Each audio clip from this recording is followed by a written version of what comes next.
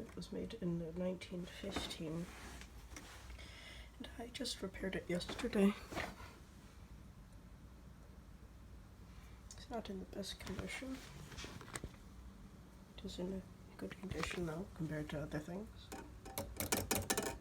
All keys work. None of them get stuck. This thing was used quite a bit. But still was taken very good care of. This is pretty much the only broken missing part that I could find on the entire thing. Tab key, that's what it's called. This activates the bell. This is the margin. This locks it to what color. So if you put it on here, it's black.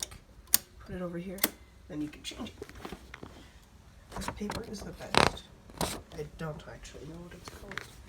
That's just oiling these every 100 years, because that's probably the last time it was oiled.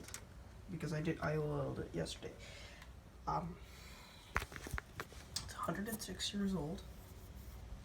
Still functions to this day.